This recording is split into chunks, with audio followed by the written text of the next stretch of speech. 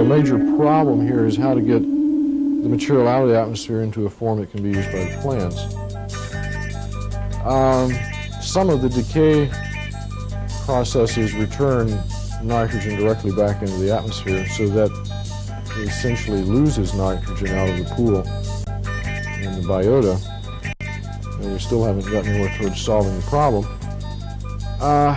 This could be a start, and this would occur in the afternoon thunder showers we have frequently around here.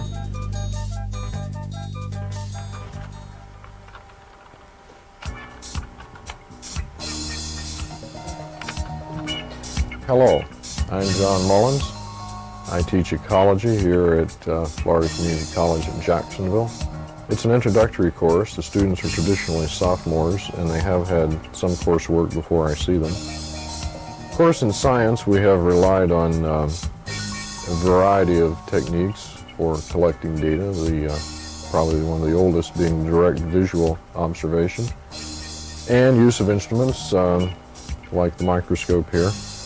And while these are standard and have been for centuries, we are capable of augmenting and playing with those methods of presentation of information. Specifically, by using the computer software, the instructor now is capable of writing software to access images which may be brought in from those obtained directly in the field or those commercially available, say, on video discs. Images can be seen in real time by the students, can be digitized, stored, accessed, manipulated by the software. In addition to using these techniques in the presentation of information, the students may now also review these materials after formal class times for additional study. These activities would occur in our learning assistance centers, and access to these would be limited only by the hours the centers are open.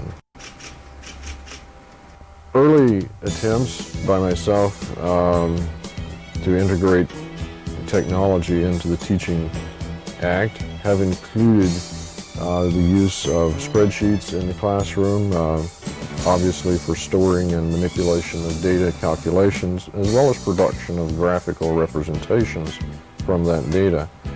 In addition, I've also incorporated the use of a software package, Harvard Graphics.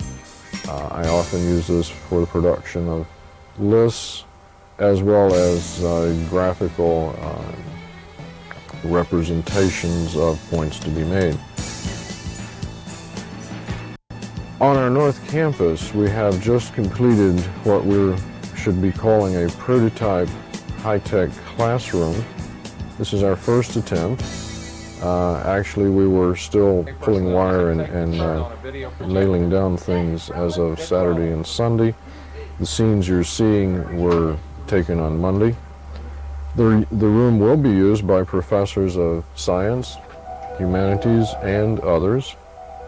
Evaluation of the physical facility, the hardware, the software configurations will occur, and this experience will be invaluable to us as we move the traditional classroom into the 21st century.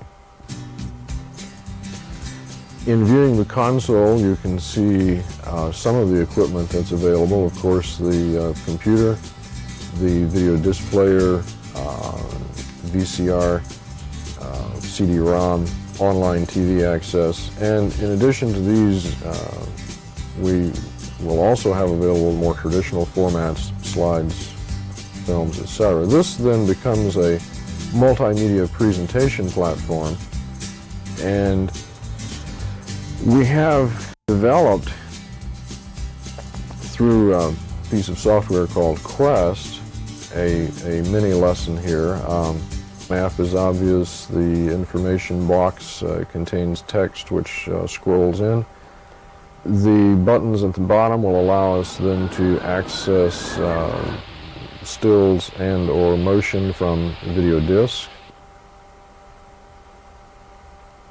Here we're looking at a map and some information relating to the desert ecosystem, And again, the buttons allow us to access stills and or motion from video discs.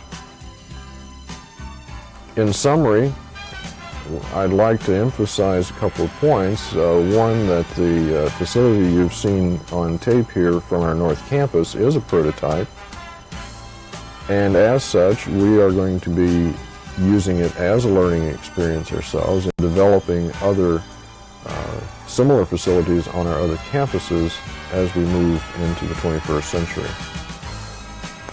Something like this, if you think about it, in the past decade or so, this thing catches on, it's a good idea. You think you can have whole lesson plans done on discs, replace buying books, which will help the environment because you don't have to have the paper for the books and everything else. Yes, Along with that, someday they could have